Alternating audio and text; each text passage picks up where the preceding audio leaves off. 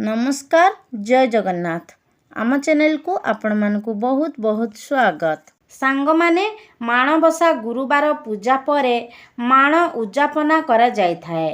माण उजापना किपरि करा जाय थाए ताहा आज आमे एही भिडियो रे जानिबा। सांग माने ओडिशार घरे घरे मार्गशीर मासरे माँ लक्ष्मींकर पूजा करा जाय थाए। केउं केउं घर मानकरे मार्गशीर मास सारा माण बसैकी पूजा करिथांती। किछि घर मानकरे केवल गोटिए पाली रे ही माण बसई पूजा करिथांती। जदि किछि असुविधा होइथाए तेबे जेमिति कि छुतिका हेउ कि मूर्तिका हेउ एही कारणरू जदि सेमाने मार्गशीर मासरे माण बसैकी पूजा न करि पारुछंती तेबे सेमाने कौन करंती माघ मासर शुक्ल पक्षरे जेउ गुरुवार पड़ी थाए सेही गुरुवारे सेमाने माण बसाई थांती एवं माण बसैकी उजापना मध्य करि देई थांती। तेबे माण किपरि उजा जाए से विषय रे आमे जानिबा। सांग माने माण बसाइबार समय हेउछि ब्रह्म मुहूर्तरे सूर्य उदय पूर्वरु। आपण कौन करिबे ना स्नान करिनेबे। गुरुवार दिन मने रखिबे साबुन की शैम्पू लगाइबे नाही, तेल मध्य लगाइबे नाही। हलदी लगाइकी मुंड धोइकी गाधोई नेबे। गाधोई सारिला परे आपण शंखा सिंदूर अलता लगाई नेबे। तापरे मुख्य द्वार रे कलश बसाइबे। कलश बसई सारिकी कलश जो बसैले सेठी मां को आपण बरणी करिकी घर भीतर को आह्वान करिबे।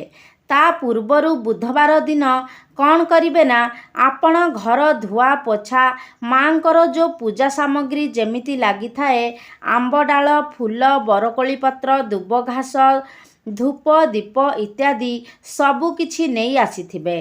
बुधवार दिन राति रे सबु जगारे चिता पकाई देइथिबे।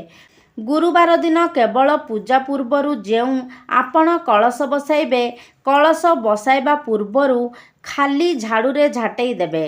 तापरे मां को जेतेबेले मुख्य द्वार रे आपण बरणी करिबा परे मां को घर भीतर को आह्वान करिबे एवं मांकर घर भितरे पूजार्चना आरंभ हेबो।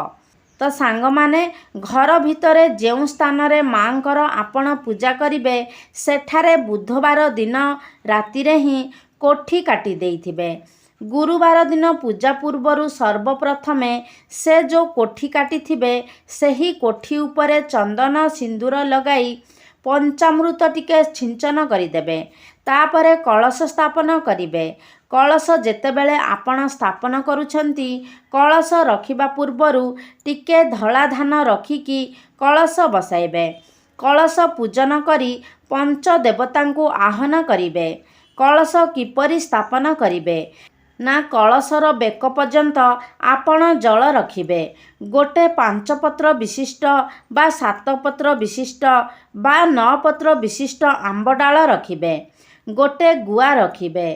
फूल बरकोली पत्र दुब घास देईकी कलश स्थापन करी कौन करिबे ना प्रथमे अग्रपूज्य हेउछंती गणपति बाबा। तो गणपति बाबा को पूजा करी आह्वान करिबे। तापरे मांकर स्थापन करिबा पूर्वरु मां को स्नान कराई नेबे। मां को पंचामृत एवं गंध हलदी मिसा जल रे स्नान कराइबे। जेउथिरे भी स्नान करिले मध्य मां को पंचामृत रे स्नान करांतु कि हलदी पानी रे स्नान कराइला परे मध्य शुद्ध जल रे मां को आउ थरे स्नान कराई देबे। तापरे मां को सहित पेचा हाथी मांकर वाहन तांकु मध्य स्नान कराई देबे। मां को स्नान करि सारिबा परे तांकु भल भाबरे पोछि नेबे। मां को चंदन सिंदूर नूतन वस्त्र जहा मांकर अलंकार थिबो से सबु को पिंधाई मांकर बेश कराई नेबे। जो तांकर वाहन हाथी एवं पेचा तांकु मध्य पोछि चंदन सिंदूर नूतन वस्त्र पिंधाई देबे। सांग माने मने रखिबे एहा उजापन माण। तेणु मांकर जेउ खटुली बा अन्यान्य जिनिस रहिछि जेउथिरे कि पूर्वरु चिता पड़ी थाए ताकू धोइबे नाही। खाली पंचामृत सिंचन करिदेबे। ମାଙ୍କର ଯେଉଁ ଆଇନା, ପାନିଆ, ସିନ୍ଦୁର, ଅଳତା, କଜଳପାତି, କଉଡ଼ି ଏଇସବୁ ମାଙ୍କର ଶୃଙ୍ଗାର ଜିନିଷ, ସେଥିରେ ମଧ୍ୟ ଚନ୍ଦନ ସିନ୍ଦୁର ଲଗାଇ ଦେବେ। ଏ ଯେଉଁ ଶୃଙ୍ଗାର ଜିନିଷ ଏସବୁକୁ ମାଣ ବସାଇବା ସମୟରେ ମାଙ୍କ ପାଖରେ ଲାଗିଥାଏ। ଏହା ସେମିତି ହିଁ ରହିବ। ଯେତେବେଳେ ମାଣ ଉଯାପନ କରାଯାଏ ସେତେବେଳେ ହିଁ ଏହା ବାହାର କରାଯାଇଥାଏ। ତେଣୁ କ'ଣ କରିବେ ନା ଚନ୍ଦନ ସିନ୍ଦୁର ଲଗାଇ ଦେବେ। ସାଙ୍ଗମାନେ ଯେଉଁଠି କୋଠି କାଟିଥିବେ ମାନେ ଯେଉଁଠି ଚିତା ପକାଇଥିବେ ସେହି କୋଠିରେ ପ୍ରଥମେ କ'ଣ କରିବେ, ଚନ୍ଦନ ସିନ୍ଦୁର ତ ଲଗାଇ ଦେଇଥିବେ। କୋଠି ଉପରେ ଆପଣ ଖଟୁଳି ବସାଇବେ। ଖଟୁଳି ଉପରେ ଗୋଟେ ପିଢ଼ା ରଖିବେ। ସାଙ୍ଗମାନେ ମନେ ରଖିବେ, ଖଟୁଳି ଏବଂ ପିଢ଼ା। ଯଦି ଆପଣ କାଠର ବସାଉଛନ୍ତି ତେବେ ସେଥିରେ କଣ୍ଟା ପିଟା ହୋଇନଥିବା ଦରକାର। ତ ପିଢ଼ା ରଖି ସାରିଲା ପରେ ସେ ପିଢ଼ା ଉପରେ ନୂଆ ଧାନ ଦେବେ, ଯେଉଁଟାକି ଶ୍ୱେତ ଧାନ ବା ଧଳା ଧାନ ହୋଇଥିବା ଦରକାର। ମାଙ୍କ ପାଖରେ ସବୁବେଳେ ନୂଆ ଧଳା ଧାନ ଲାଗିଥାଏ, ଲାଲ ଧାନ ଲାଗେ ନାହିଁ। ତ ଧଳା ଧାନ ଦେଇ ସାରିଲା ପରେ ମାଙ୍କର ଅତି ପ୍ରିୟ ମାଣ ବସାଇବେ। ମାଣକୁ ଧଳା ଧାନରେ ପୂର୍ଣ୍ଣ କରିଦେବେ। ମାଣ ଉପରେ ଆପଣ ଗୋଟେ ମାଣ ବସାଇ ପାରନ୍ତି କିମ୍ବା ଦୁଇଟା ମାଣ ବସାଇ ପାରନ୍ତି। ଆପଣଙ୍କ ଘରେ ଯେମିତି ବସା ହେଉଥିବ, ଯେତୋଟି ବସା ହେଉଥିବ ସେତୋଟି ଆପଣ ବସାଇବେ। ତାପରେ କ'ଣ ରହିବ ନା ଧାନ ମେଣ୍ଟା। ମାଣବସା ପୂଜାରେ ମାଙ୍କ ସହିତ ଧାନ ମେଣ୍ଟାର ପୂଜା ନିହାତି କରାଯାଇଥାଏ। ତେଣୁ ଏ ଯେଉଁ ମାର୍ଗଶିର ମାସର ପୂଜାକୁ, ମାଣବସା ପୂଜାକୁ ଧାନମାଣିକା ପୂଜା ମଧ୍ୟ କୁହାଯାଇଥାଏ। ତାପରେ ଧାନ ମେଣ୍ଟା ବସାଇ ସାରିଲା ପରେ ମାଙ୍କୁ ତ ଆପଣ ସ୍ନାନ କରାଇ ଦେଇଥିବେ। ମାଙ୍କୁ ମଧ୍ୟ ଖଟୁଳିରେ ସ୍ଥାପନ କରାଇଦେବେ। ମାଙ୍କର ବାହନ ଯେଉଁ ପେଚା, ହାତୀ, ତାଙ୍କୁ ମଧ୍ୟ ମାଙ୍କ ପାଖରେ ରଖିବେ। ମାଙ୍କର ଯେଉଁ ଶୃଙ୍ଗାର ଜିନିଷ ସେଗୁଡ଼ିକୁ ମଧ୍ୟ ଖଟୁଳିରେ ରଖିବେ। ତାପରେ କ'ଣ କରିବେ ନା 3ଟି ଗୋଟା ଗୁଆକୁ ହଳଦୀ ପାଣିରେ ଧୋଇ ନେଇକି ଯେଉଁ ପିଢ଼ା ସ୍ଥାପନ କରିଥିବେ ଖଟୁଳିରେ ସେ ପିଢ଼ା ଉପରେ ରଖିବେ। ସେହି ଗୁଆରେ ଚନ୍ଦନ ସିନ୍ଦୁର ଲଗାଇ ଦେବେ। ମାଙ୍କ ପାଖରେ ଆଉ କ'ଣ ରହିବ ନା ସେ ଖଟୁଳିରେ ଖୁଦମଳୁଖ ରହିଥାଏ, ଯେଉଁଟାକି ଗୋବପତ୍ରରେ ବାନ୍ଧି 2ଟା ପୁଟୁଳି କରିଦେବେ। ପୁଟୁଳି କରିକି ଦୁଇ ପଟେ 2ଟା ରଖିଦେବେ। ମାଙ୍କ ପାଖରେ ପାଚିଲା କଦଳୀ, ମୂଳା, ଆଖୁ ରଖାଯାଇଥାଏ। କାହିଁକି ନା ମୂଳା, ଆଖୁ ମାଙ୍କୁ ବହୁତ ପସନ୍ଦ। ତେଣୁ ମାଙ୍କୁ ମୂଳା, ଆଖୁ ଅର୍ପଣ କରିବେ। ଏହାପରେ ମାଙ୍କୁ ବିଭିନ୍ନ ଫୁଲ ଦେଇକି, ଗେଣ୍ଡୁ ଫୁଲ, ପଦ୍ମ ଫୁଲ, ସୋରିଷ ଫୁଲ ମାଙ୍କର ବହୁତ ପସନ୍ଦ। ମାଙ୍କୁ ଦେଇକି ଭଲ ଭାବରେ ସଜାଇ ଦେବେ। ମାଙ୍କୁ ନୂତନ ବସ୍ତ୍ର ପିନ୍ଧାଇ ଦେବେ। ଯଦି ଆପଣଙ୍କ ପାଖରେ ଫୁଲମାଳଟିଏ କରିଥିବେ ମାଙ୍କୁ ଅର୍ପଣ କରିନେବେ। ଏବେ ମାଣ ବସିଗଲା। ମା ସଜବାଜ ହୋଇ ବସି ଯାଇଛନ୍ତି। ଏବେ ମାଙ୍କର ଆପଣ ଆଳତି କରିବେ। ଆପଣ କେମିତି ଆଳତି କରିବେ ନା ଧୂପ, ଦୀପ, କର୍ପୂର, ଝୁଣାରେ ମାଙ୍କର ଆଳତି କରିବେ। ପ୍ରଥମେ ଧୂପରେ, ତାପରେ ଦୀପରେ, ତାପରେ କର୍ପୂରରେ, ତାପରେ ଝୁଣାରେ ମାଙ୍କର 4 ପ୍ରକାର ଆଳତି କରିବେ। ସର୍ବପ୍ରଥମେ ଗଣେଶଙ୍କର ଆଳତି କରିବେ, ତାପରେ ମାଙ୍କର ଆଳତି କରିବେ। ମାଙ୍କୁ 10 ପ୍ରକାରର ଫଳ ଭୋଗ ଦେବେ। ଶ୍ରୀ ଗଣେଶଙ୍କୁ 5 ପ୍ରକାରର ଫଳ ଭୋଗ ଲଗାଇବେ। ସକାଳ ସମୟରେ ପଣା ଭୋଗ ମଧ୍ୟ ମାଙ୍କୁ ଲଗାଇବେ। ଯେଉଁ ପଣା ଭୋଗ ଲାଗିଥାଏ ସେଥିରେ ନଡ଼ିଆ କୋରା ପଡ଼ିନଥାଏ। ଯେଉଁ ସକାଳ ସମୟରେ ଭୋଗଟା ଲାଗିଥାଏ ମାଙ୍କ ପାଖରେ ତାଙ୍କୁ ବାଳଭୋଗ ବୋଲି କୁହାଯାଇଥାଏ। ତ ମାଙ୍କ ପାଖରେ ଯେଉଁ ସକାଳ ସମୟରେ ପୂଜା କରିବେ ସେ ସମୟରେ ଗୋଟେ ଅଖଣ୍ଡ ଦୀପ ଜଳାଇ ଦେବେ।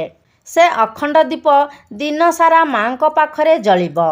କେବେ ପର୍ଯ୍ୟନ୍ତ ନା ମାଙ୍କ ଉଯାପନା ଯେତେ ପର୍ଯ୍ୟନ୍ତ ନ ହେଇଛି ସେତେ ପର୍ଯ୍ୟନ୍ତ ସେ ଅଖଣ୍ଡ ଦୀପ ଘିଅର ଦୀପ ଲାଗିଥାଏ। ମାଙ୍କ ପାଖରେ ସବୁ ଯେଉଁ ବାସନକୁସନ ମାଙ୍କର ଥାଏ ସେ ବାସନକୁସନ ମାଙ୍କ ପୂଜାରେ ହିଁ ଲାଗିଥାଏ। ଅନ୍ୟ କୌଣସି ପୂଜାରେ ସେ ସବୁ ବାସନ ଲାଗିବନି। ମନେ ରଖିବେ ସାଙ୍ଗମାନେ, ମାଙ୍କ ପାଖରେ ଯେଉଁ ବାସନ ଲାଗିଥାଏ ସେଥିରେ କଂସା ବାସନ ବା ପିତ୍ତଳ ବାସନ ଲଗାଇବେ। ପିତ୍ତଳ ବାସନରେ ହିଁ ମାଙ୍କର ଭୋଗ ପ୍ରସ୍ତୁତ କରିବା ସହିତ ମାଙ୍କ ଭୋଗ ମଧ୍ୟ କଂସା ବାସନ, ମାଙ୍କୁ ଭୋଗ ମଧ୍ୟ କଂସା ବାସନ ବା ପିତ୍ତଳ ବାସନରେ ମାଙ୍କୁ ଅର୍ପଣ କରିବେ। ତାପରେ ସାଙ୍ଗମାନେ ଦିନବେଳାର ପୂଜା ଭୋଗ ସରିଯାଇଛି। ଏବେ ଦ୍ୱିପହରରେ ମାଙ୍କର ଭୋଗ ପ୍ରସ୍ତୁତ କରିନେବେ। ମାଙ୍କ ପାଖରେ ସିଝା ମଣ୍ଡା ଭୋଗ ଲାଗିଥାଏ। ତ ସର୍ବପ୍ରଥମେ କ'ଣ କରିବେ ନା, ଯେତେବେଳେ ଭୋଗ ପ୍ରସ୍ତୁତ ହୋଇସାରିଥିବ ତ ଘିଅ ଦୀପରେ ମାଙ୍କର ଆଳତି କରିନେବେ। ଆଳତି ପରେ ମାଙ୍କ ପାଖରେ 10 ଗୋଟି ଏବଂ ଗଣେଶଙ୍କ ପାଖରେ 5 ଗୋଟି ସିଝା ମଣ୍ଡା ଭୋଗ ଲାଗିଥାଏ। ପ୍ରଥମେ ଗଣେଶଙ୍କୁ ଭୋଗ ଲଗାଇବେ, ତାପରେ ମାଙ୍କୁ ଭୋଗ ଲଗାଇବେ। ମାଙ୍କୁ ଭୋଗ ଲଗାଇ ସାରିଲା ପରେ ଆପଣ ଲକ୍ଷ୍ମୀ ପୁରାଣ ବହିକୁ ସମ୍ପୂର୍ଣ୍ଣ ପଢ଼ିବେ। ତାପରେ ବହି ପଢ଼ି ସାରିଲା ପରେ ଆପଣ ପ୍ରସାଦ ସେବନ କରିବେ। ସେହିପରି ସନ୍ଧ୍ୟା ପୂର୍ବରୁ ମାଙ୍କୁ ଭୋଗ ଲଗାଇବେ ଏବଂ ମାଣ ଉଯାପନା କରିବେ। ଉଯାପନାରେ ନଡ଼ିଆ କୋରା, ଛେନା, ଫଳ, ଗୋଲମରିଚ ଗୁଣ୍ଡ, ଅଦା ପକାଇକି ମାଙ୍କ ପାଇଁ ସନ୍ଧ୍ୟାରେ ପଣା ପ୍ରସ୍ତୁତ କରିବେ। ପଣା ଭୋଗ ପ୍ରସ୍ତୁତ କରିବେ। ତାପରେ ମାଙ୍କୁ ଅର୍ପଣ କରିବେ। ସନ୍ଧ୍ୟା ଆଳତି କରିବେ। ଆଳତି ଯେଉଁ କରୁଛନ୍ତି ଦୀପରେ ଗୁଆ ଘିଅର ଯେଉଁ ଦୀପଟି, ସେହି ଦୀପରେ ହିଁ ମାଙ୍କର ଆଳତି କରିବେ। ତାପରେ ଆପଣମାନେ ମାଣ ଉଯାପନା କରିବେ। ସାଙ୍ଗମାନେ ମନେ ରଖିବେ, ମାଣ ଉଯାପନା କରିସାରିବା ପରେ ହିଁ ଘରର ଯେଉଁ ଅନ୍ୟ ଦେବାଦେବୀ ଥିବେ ତାଙ୍କୁ ସନ୍ଧ୍ୟା ଧୂପ ଆଳତି ଦେବେ। ସନ୍ଧ୍ୟା ପୂର୍ବରୁ ହିଁ ମାଣ ଉଯାପନା କରିଦେବେ। ସାଙ୍ଗମାନେ ଏପରି 3 ଧୂପରେ ଅର୍ଥାତ୍ ସକାଳ, ଦ୍ୱିପହର ଏବଂ ସନ୍ଧ୍ୟା ଭୋଗରେ 3 ଧୂପରେ ମାଙ୍କର ପୂଜାର୍ଚ୍ଚନା କରି ଆପଣମାନେ ମାଣ ଉଯାପନା କରିବେ। ଏହିପରି ଭାବରେ ମାଣ ଉଯାପନା କରାଯାଇଥାଏ। ସାଙ୍ଗମାନେ ନିଷ୍ଠାର ସହ ଆପଣମାନେ ପୂଜା କରନ୍ତୁ। ମାଙ୍କୁ ନିଜର ମନର କଥା ଶ୍ରଦ୍ଧାର ସହ ଜଣାନ୍ତୁ। ମା ଆପଣମାନଙ୍କର ସମସ୍ତ ମନସ୍କାମନାକୁ ନିଶ୍ଚୟ ପୂର୍ଣ୍ଣ କରିବେ। ଆପଣମାନଙ୍କ ଜୀବନ ମଙ୍ଗଳମୟ ହେବ। ତେବେ ସାଙ୍ଗମାନେ, ଆଶା କରୁଛି ଆଜିର ଭିଡ଼ିଓଟି ଆପଣମାନଙ୍କୁ ନିଶ୍ଚିତ ଭାବରେ ଭଲ ଲାଗିଥିବ। ଯଦି ଭଲ ଲାଗିଛି ତାହେଲେ ଲାଇକ୍ କରନ୍ତୁ, ସେୟାର କରନ୍ତୁ। ଆମ ଚ୍ୟାନେଲକୁ ଯଦି ସବସ୍କ୍ରାଇବ୍ କରିନାହାନ୍ତି ତାହେଲେ ସବସ୍କ୍ରାଇବ୍ କରିଦିଅନ୍ତୁ। ସର୍ବେ ଭବନ୍ତୁ ସୁଖିନଃ। ଧନ୍ୟବାଦ।